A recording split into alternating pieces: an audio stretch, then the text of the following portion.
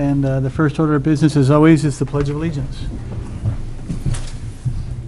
Allegiance to the flag of the United States of America and to the republic for which it stands, one nation, under God, indivisible, with liberty and justice for all.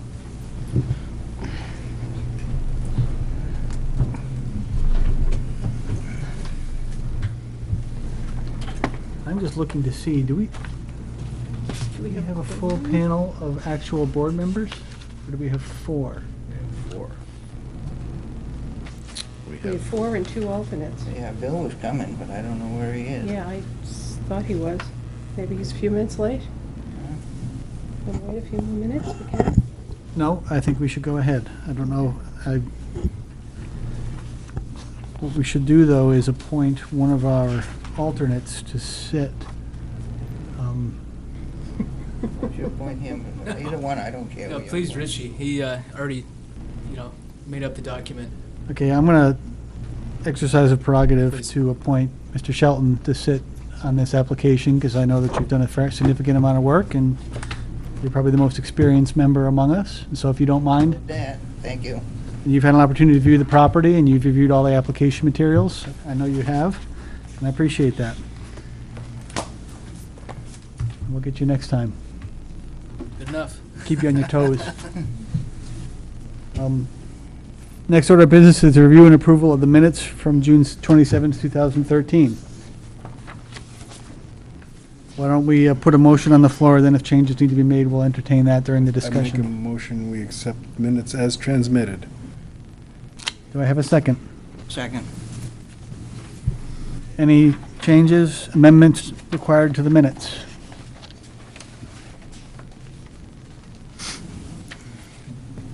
See no comment. All those in favor of approving the minutes of the June 27, 2013 meeting as presented, please signify by saying aye. Aye. All those opposed? Thank you. Wayne wasn't present, so I'll abstain. Okay. Very good. Our regular business this evening is the application of Mark Piekarski and Linnell Stroud. Public hearing for a variance regarding property at 48 Smith Garrison Road, Newmarket, New Hampshire. Tax map R2, lot 51 in the R1 zone. Reference section 3.04B of the Newmarket zoning ordinance to permit the construction of a 14 by 24 shed 10 feet from the property line where a 25-foot setback is required. And before we hear from the applicant, have all the abutters been notified? Yes, they have, Mr. Chairman. But I see a note here that we do not have all the labels back, That's correct. and one of the labels was ripped in half, apparently, addressed to whoever's at 50 Smith Garrison.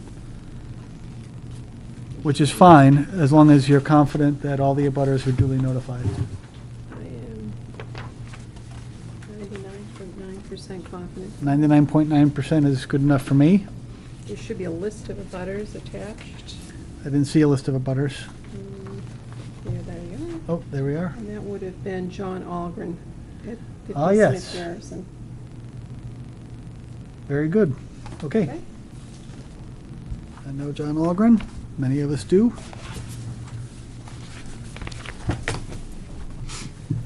And I ask the applicant to please step up to the microphone and present to us the reasons why you believe the variance should be granted. Okay. I'm Mark Piekarski, and my fiancee Linnell Stroud, owners of the property. I'll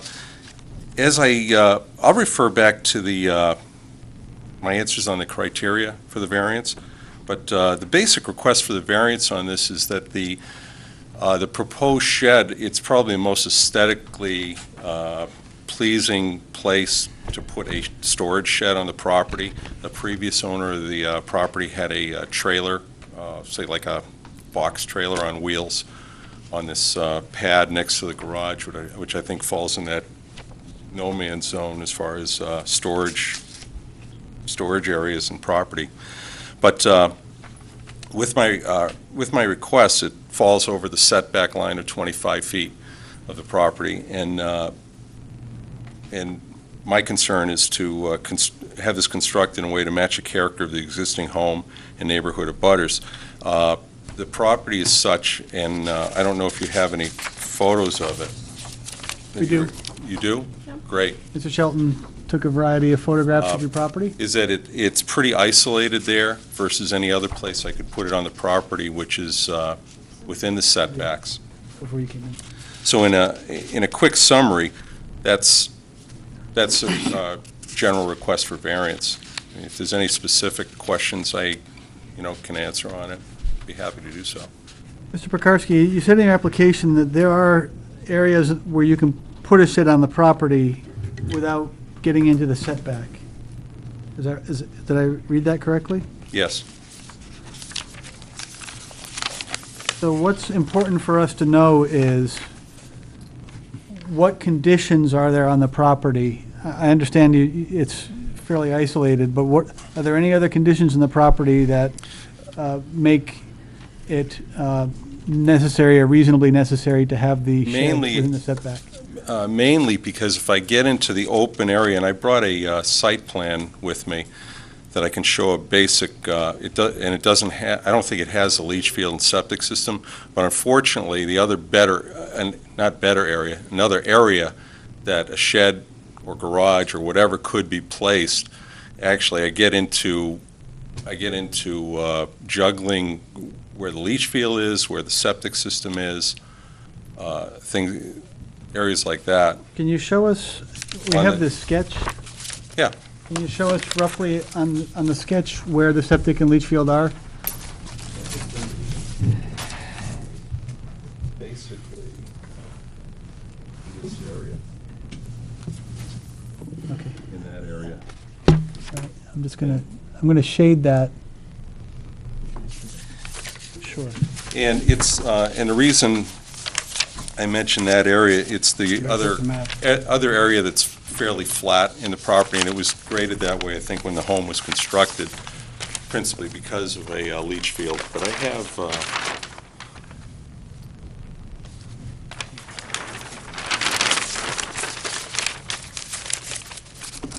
I want to grab the one site plan. There a written section of this application? I didn't get it. Yeah, this perhaps is better. And this basically shows this is the drive up to Smith Garrison Road. I didn't get that in either. here. Where's north? I'm sorry.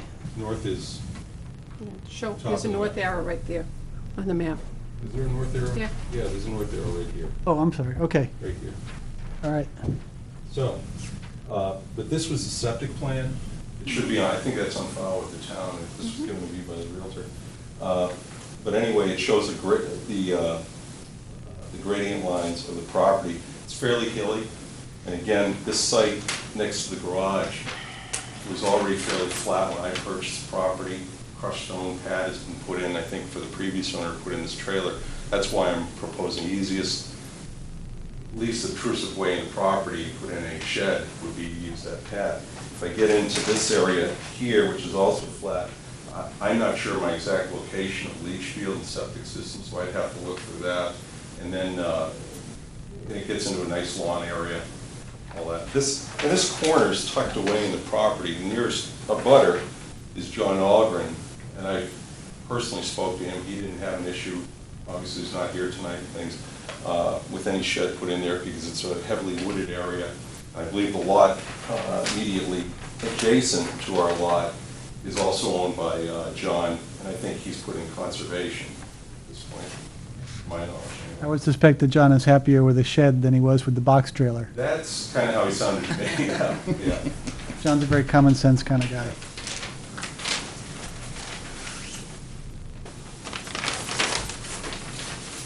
Okay. Everybody have a chance to take a look at these photographs? Mr. Sheldon took some photographs that we Good, have good. here.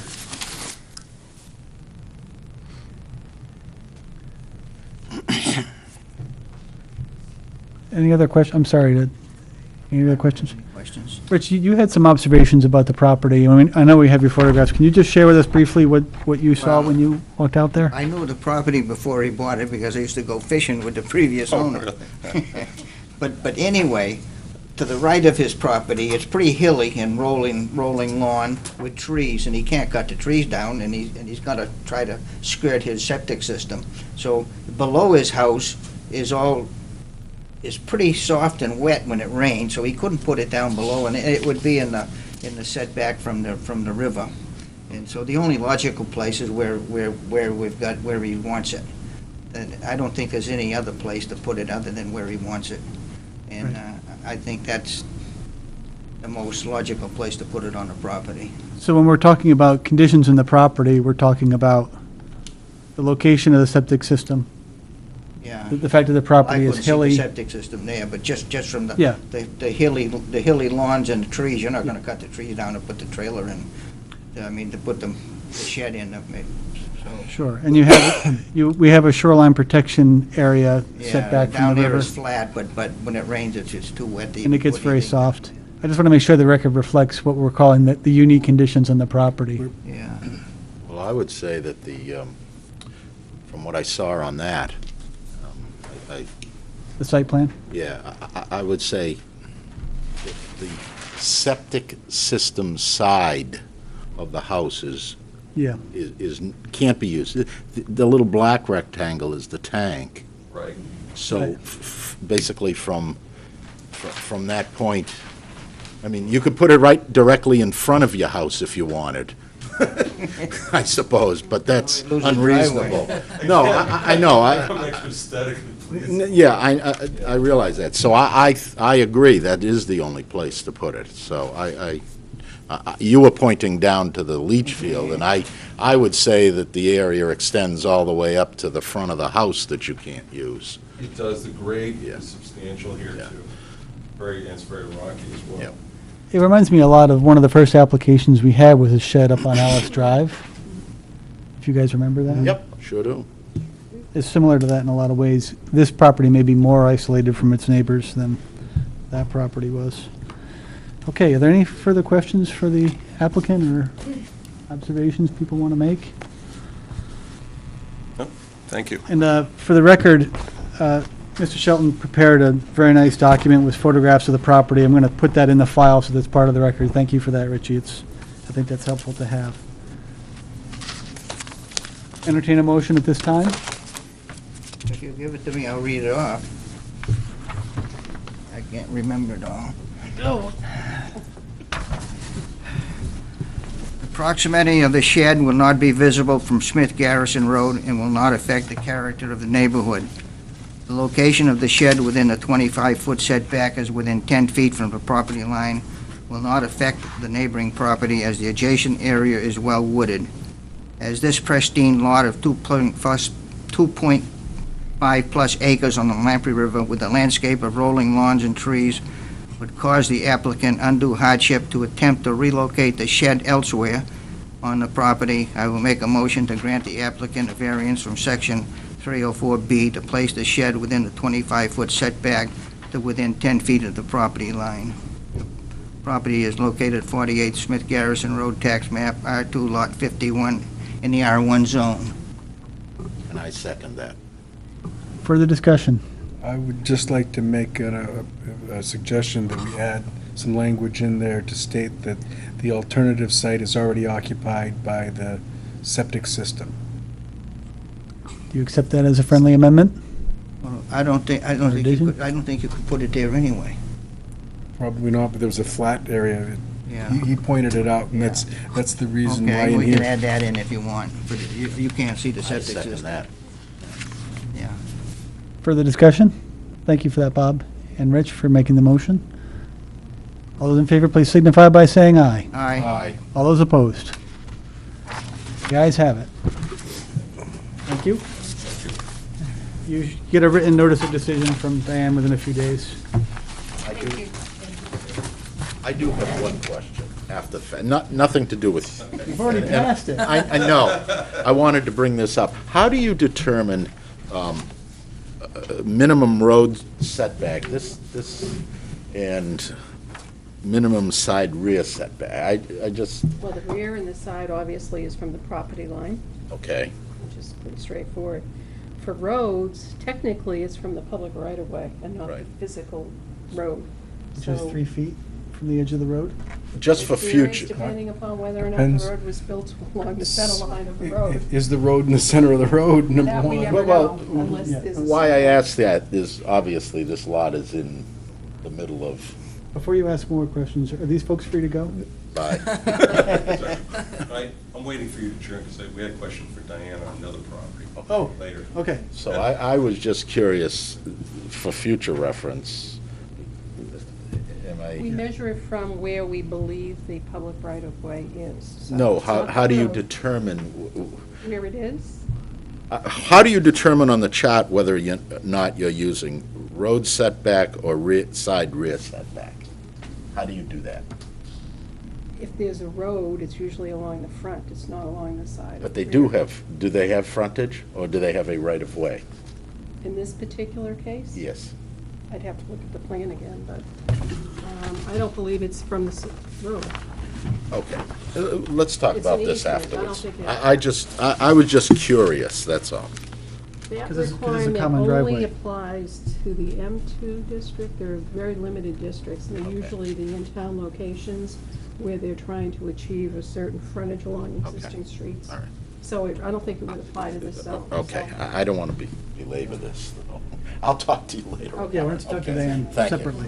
Yes, thank you. I'm happy to answer your question. Yeah, I know you will. Thank you.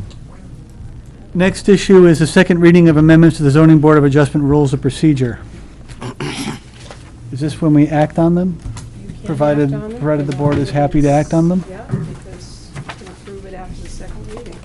Were there further amendments, changes to the Zoning Board of Adjustment Rules of Procedure? Well, Go ahead. I do. Yes, please. Okay. Um, Here. On page 2, number 3, members and alternates must Yes. reside? Yep.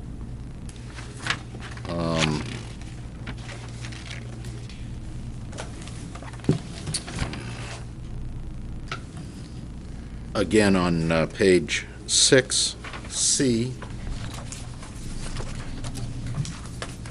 members and alternates of the board? 6C? Yes. 3C, page 6, item 3C. Page 7, 6. You refer to 74 Cox Street LLC versus City of Nashua. Would that be clearer if we could state the amount of days? Is that what that refers to? It's a 30 days? 30-day appeal period, but we certainly can do that. It is mentioned in 7. Yeah, Public hearing 30 show. days from the date of The the decision. decision granting or denying the All right. rehearing. Okay, I see, yeah, yeah. Had recent I experience think with that. earlier we said all cases would be decided within 30 days. That was, we Okay. made that change. All right, okay. Just Yeah, adjusted that, okay. Mr. Rosen. And page 2,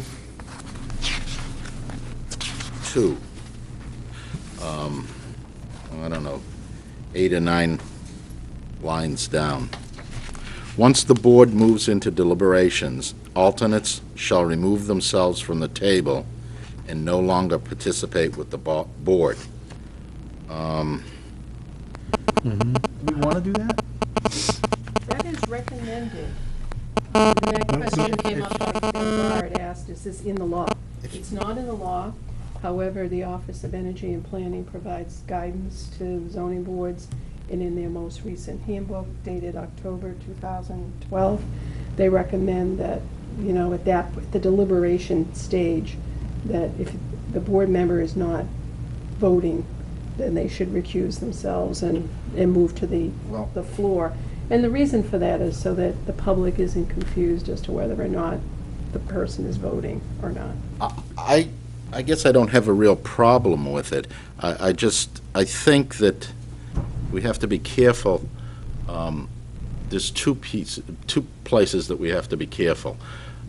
for alternates, to have a good alternate and a participating alternate, he has to be able to participate, or they're not going to attend the board meetings. So I would encourage alternates to be able to participate. However, this is where I have a problem, is when the applicant sits out there and he sees 5 regular members and then 2 or 3 alternates, and they, although the alternates can't vote, they can have influence. So I don't know. I mean, I'm kind of conflicted. The way I understood what Diane sent out today was that the alternates, if they're not sitting to replace a member, can discuss, can take part in the discussion. It's just when we actually sit down to make the decision and discuss in amongst ourselves, then they should not be having input at that point in time. But they could stay up here the whole time during. Which we haven't been doing. That's correct?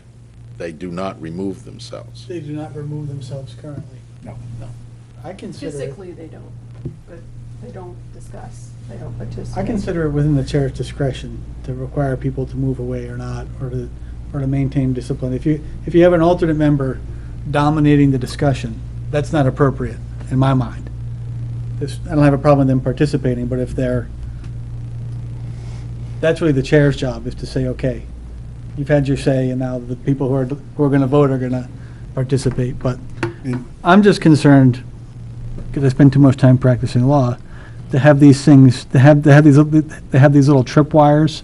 Like if you don't move away from the table, then, like Brett didn't move away from the table this evening. He's sitting as an alternate. He didn't say a word. I don't think there's a problem with that at all. But I hate to put these little landmines But in our it's- rules. These were recommendations. Yeah. You don't have to follow them. You can, what basically the law says, it should be reflected in your rules of procedure, and it's up to this board to decide how they want to handle those I would cases. prefer, rather than having to say move away from the table, alternates shall refrain from participating Okay, In deliberation. in deliberations. Once the public hearing is closed. Once the public hearing is It's closed. And then Yeah. the five voting members discuss it among themselves. That's right. But as long as the public hearing is open, Yeah, all 7 people like tonight could be yeah. involved. It could be very helpful to have an alternate help you bring out stuff that you didn't think of previously, right? Because Right. that's why we have it. But when the public hearing is closed, Then it's the voting member. then it should be the voting members who participate. That's what I'd like to see it reflect.